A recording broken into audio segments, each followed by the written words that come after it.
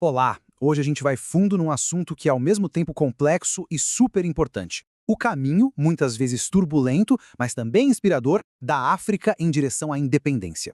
Vamos dar uma olhada nas ideias que deram início a tudo isso e nas sombras que infelizmente continuaram existindo mesmo depois. Olha, essa era a realidade do apartheid na África do Sul. Mas para a gente entender como se chegou a esse ponto, a gente precisa primeiro voltar um pouco e ver a onda de independência que tomou conta do resto do continente. E, claro, as ideias que iniciaram tudo isso. Então, o que aconteceu foi o seguinte. Depois da Segunda Guerra Mundial, surgiu uma janela de oportunidade, sabe? Um momento único na história. As antigas potências coloniais da Europa estavam perdendo o fôlego. A guerra deixou elas quebradas economicamente e com bem menos força para manter seus impérios gigantescos. Beleza, então vamos mergulhar de cabeça nos movimentos intelectuais que foram verdadeiro combustível para essa luta pela independência. E essa ideia não era só sobre um país ficar independente aqui e outro ali, não. Era sobre a solidariedade de um continente inteiro e de todo mundo com ascendência africana espalhado pelo mundo. Foi um chamado, mesmo, para se unirem contra o imperialismo. E o que é muito interessante aqui é como essa frase resume tudo. É a essência do que o movimento queria. Era sobre autodeterminação, sobre tomar as próprias decisões e sobre ter força coletiva para isso. Isso aqui foi um ato de resistência poderosíssimo. Porque, em vez de só aceitar a cultura europeia como se fosse superior, a negritude veio para valorizar e afirmar a identidade negra, para buscar as próprias raízes culturais. E quem estava por trás disso? Pensa só, intelectuais, artistas, muitos deles poetas. Eles usaram a arte, a literatura, como ferramentas de libertação para criar um novo sentimento de orgulho e de identidade.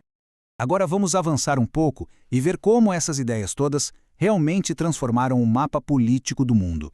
Dá uma olhada nesse mapa. Ele mostra de um jeito incrível como a liberdade se espalhou rápido. Repara como a maioria das datas se concentra ali, entre os anos 50 e 70. Foi uma avalanche. Em um período super curto de tempo, a maior parte do continente se livrou do domínio colonial. Isso mudou o mundo para sempre.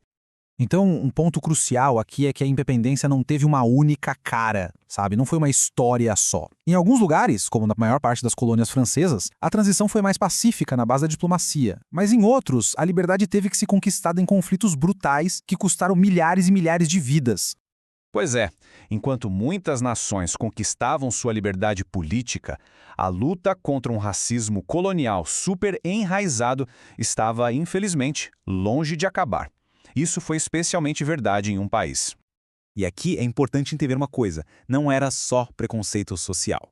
Era um sistema de leis, tudo oficial, feito para separar e controlar a população negra e, claro, garantir que a minoria branca continuasse no poder. A sociedade inteira foi construída em cima disso. Era uma arquitetura da opressão, basicamente. Negava aos negros direitos básicos e qualquer chance de subir na vida, seja social ou economicamente. Essa imagem, ela é um soco no estômago. Ela mostra de forma chocante a realidade violenta que mantinha o apartheid de pé. A violência não era só uma possibilidade, era uma política oficial. A ameaça de morte não era sutil, era uma declaração explícita para manter a segregação a qualquer custo. E essa outra imagem mostra o outro lado dessa opressão, a humilhação do dia a dia. O sistema estava em todo lugar, em cada aspecto da vida, reforçando a ideia de inferioridade a cada passo. Até nas coisas mais básicas, mais íntimas, como usar um banheiro.